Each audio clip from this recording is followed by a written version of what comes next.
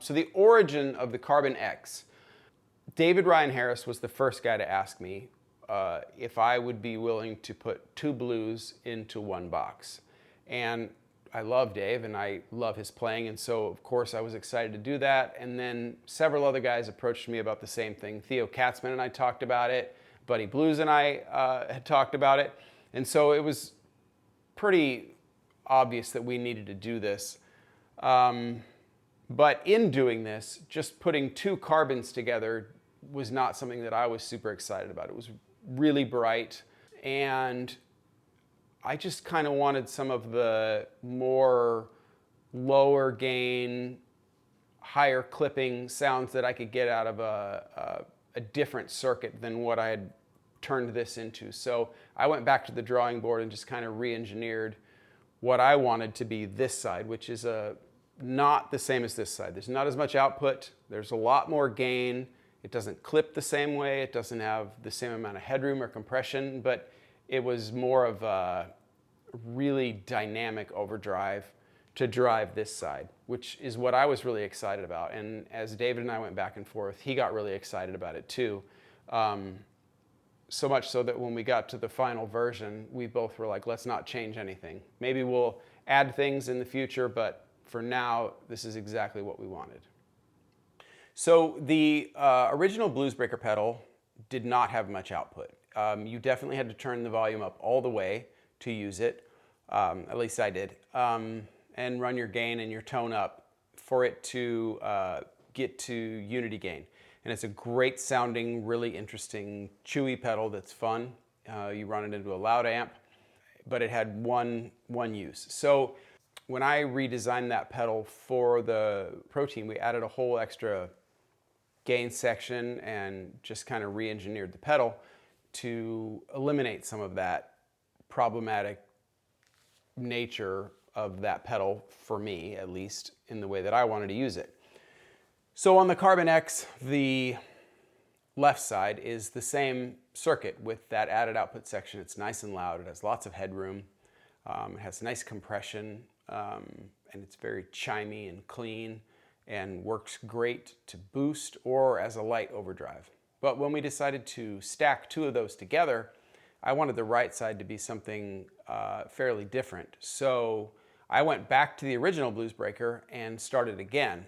And the goal this time wasn't lots of output or lots of headroom. The goal was something that clipped really pleasingly and was a nice medium gain overdrive that had some of that same chewy nature, just really fun to play, and it stacks really well with the other side. So the right side is meant to be an overdrive that you can use on its own, but in comparing it to the left side, it is not nearly as loud. It doesn't have nearly as much headroom. It's a totally different animal, and it's meant to be that way. It's a great mild overdrive, but it's also a great boost to the left side to really get you into some really fun overdrive territory. So the right side of the Carbon, I don't want you to feel bad running that level up 3/4 of the way to get to unity gain. That's very common. Just like with an old Bluesbreaker or a King of Tone, you're gonna run that level way up to get to unity. It's just the nature of the circuit.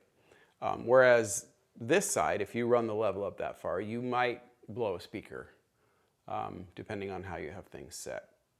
It's just got lots more output. Yeah, so on this circuit, the gain is going to add brightness. And so the tone control and the gain control are very interactive. And turning either of them down is going to cause you to lose some level. And so if you're trying to run both of these fairly far down, you're going to have trouble getting to unity gain on this side. Wasn't really, I mean, I like to have all my pedals to where there's no bad settings, but for sure, if you turn the level down all the way, you're not going to really like how it works. And the same is true if you turn the gain and the tone all the way down on this side. It's just not going to have much output. It's just where all of everything that's happening in this pedal is happening with the gain and level, or gain and tone, up past halfway. So this side of the Carbon X is not really loud like this side of the Carbon X. This side has way more volume than you'll ever need, and that was intentional. I like the headroom of it, and I like the compression of it. This side is not meant to have that headroom or that compression. It's meant to clip and drive. So, you know, I want this to be the way that I designed it, the way that I'm using it. I'm running this gain up, and I'm running the tone up, and I'm getting a nice, bright, clippy overdrive to boost this side with, and that's where it starts to get into that really chewy, fun territory that I love about stacking these two circuits together. But this side is not like this side in the output section at all. So another point to note is that when you are stacking two circuits, you get far more output out of this than you would if you were running it alone. So if you're going to run both of these at the same time, when this one's on and you kick this one on, it's not the same as if this one is off and you kick this one on. So we deliberately didn't give this side as much output because when you turn this on, we don't want the signal to jump. We just want you to get more gain. If you want a solo boost, I would suggest adding a fixer, which will give you 10 to 20 dB of volume boost. This side is not going to give you 10 to 20 dB of volume boost. It's going to run up just past unity gain. The way that I would set up the Carbon X, I would either put this in the down or the up position to cut a little bit of high end.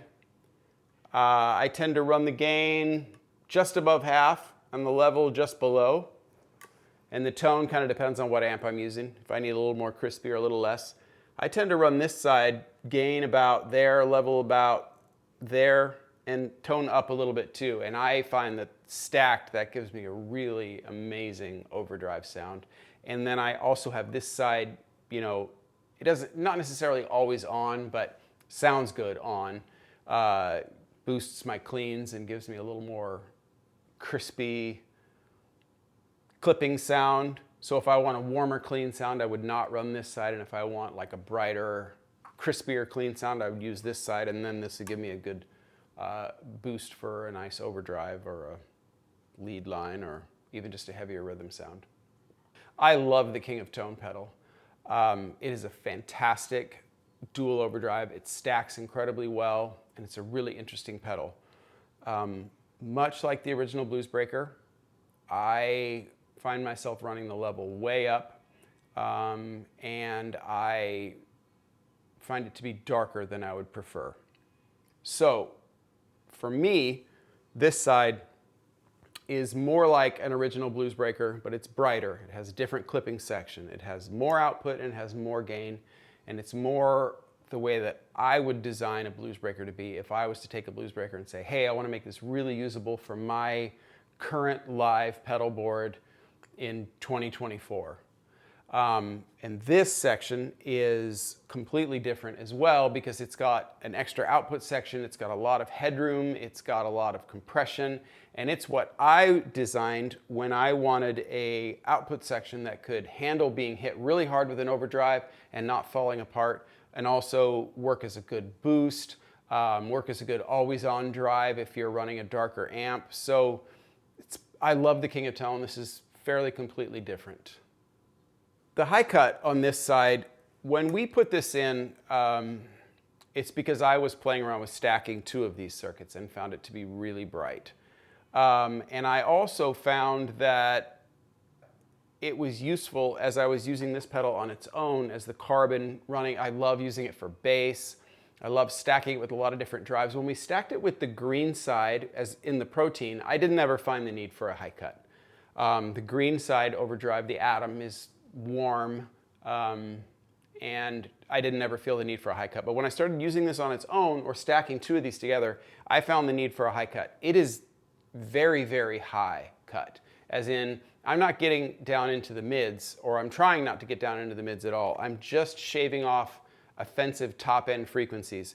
There are certain scenarios, certain amps and setups where you're not even going to notice this doing much. This is for if you're hearing shrillness in your setup when you're using this, and especially when you're stacking it. And so it's very minimal cut, but it's enough that it does what I intended it to do, which is just shave off some of the shrill, or if you're using it for bass, it's pretty nice to run it up into the upper selection. So the split mode option on the Carbon X is exactly like the split mode option is on the Protein. There is a switch, a dip switch inside the pedal, where if you're using this in a looper, you can put each side in its own loop, so you can stack it however you want, you can put it wherever you want in your chain, and you can control it remotely through your looper. It takes a TRS jack in here, going to a dual mono, probably depending on what your looper is, but most monos are send return. So the send return cable goes into a TRS, comes into one side, this side is for this circuit, this side is for this circuit. Send and return are both on this, send and return are both on this via TRS. If you have more questions on how to set that up, we have some instructional diagrams and videos.